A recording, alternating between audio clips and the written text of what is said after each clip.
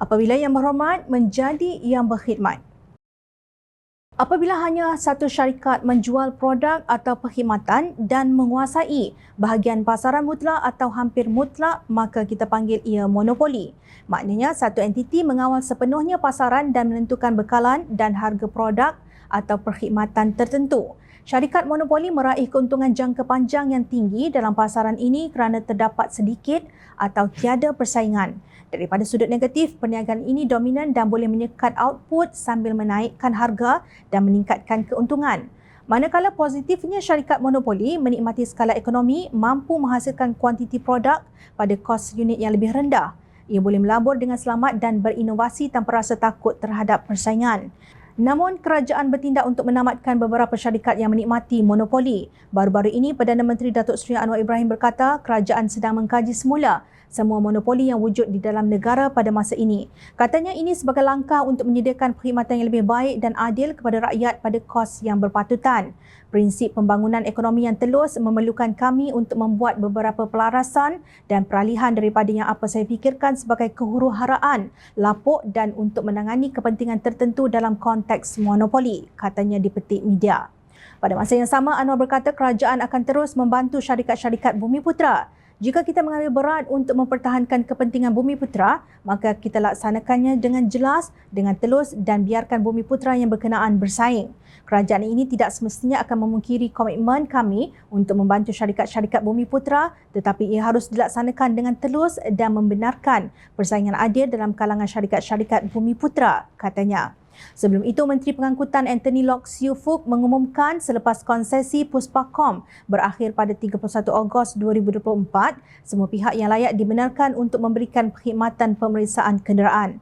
Menurut beliau, Kabinet membuat keputusan itu pada 17 Mac demi mempromosi sebuah industri perkhidmatan yang berdaya saing. Kerajaan melantik Puspakom sejak 1994 sebagai syarikat pemeriksaan kenderaan tunggal di Malaysia bagi menguruskan semua pemeriksaan mandatory bagi kenderaan komersial dan persendian. Pada 21 Mac lalu, kerajaan membenarkan pengguna jalan raya boleh menggunakan kad debit dan kredit untuk pembayaran tol di beberapa lebuh raya utama negara bermula selewat-lewatnya September 2023. Menteri Kerja Raya Datuk Seri Alexander Nantalinggi berkata pelaksanaan sistem pembayaran terbuka itu adalah inisiatif awal dalam peralihan ke arah sistem Multi-Lane Fast Flow (MLFF).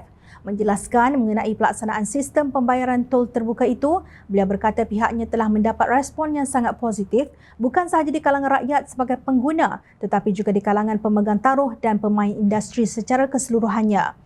Saya perlu menjelaskan bahawa adalah menjadi hasrat KKR untuk melaksanakan sistem pembayaran terbuka di semua tol sepenuhnya di seluruh negara secepat mungkin bagi melancarkan proses transisi kepada sistem aliran pantas pelbagai lorong MLFF, ujarnya dalam satu hantaran di Facebook.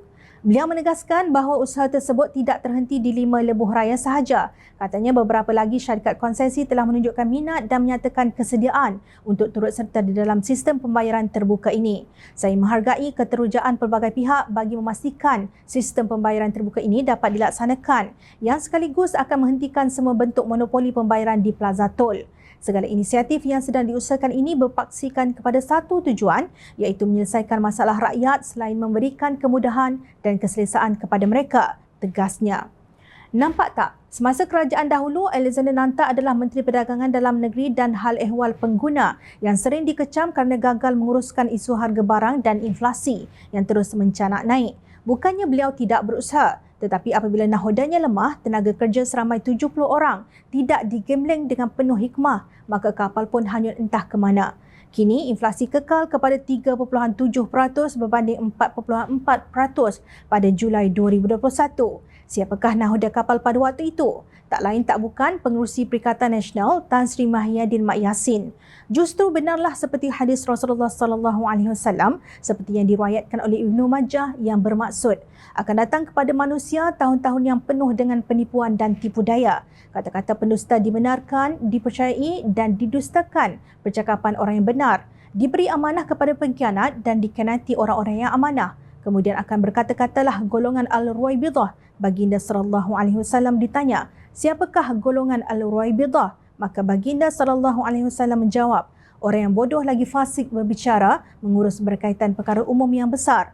Demikian amaran Nabi Muhammad SAW kepada umatnya agar berhati-hati ketika berhadapan dengan hari-hari yang penuh dengan tipu daya. Alhamdulillah, mereka tidak mendapat redha Allah Subhanahu Wa Taala untuk menjadi kerajaan semula. Mereka yang dahulu terkunci kebolehan dalam kerajaan tebuk atap untuk menjadi yang berkhidmat dengan berkesan, kini lebih fokus dengan kepimpinan baharu. Pada masa yang sama, kementerian lain juga turut mengkaji dan mengenal pasti beberapa syarikat di bawahnya yang terlibat berkaitan isu monopoli. Antaranya termasuk Kementerian Perdagangan Dalam Negeri dan Kos Sara Hidup KPDN yang dahulu dipegang oleh Alexander Nanta.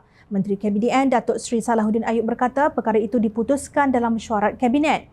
Melalui Suruhanjaya Persaingan Malaysia, MyCC, kita akan pastikan ia memainkan peranan untuk meneliti perkara tersebut, katanya di petik media. Apapun, Jom Channel ingin berpesan khusus buat puak monopoli yang menjadi pembekal ubat dan peralatan kesihatan. Jangan bina mahligai segera di atas pusara mangsa yang ditimpa penyakit dan derita. Ingat, rakyat sentiasa memerhati.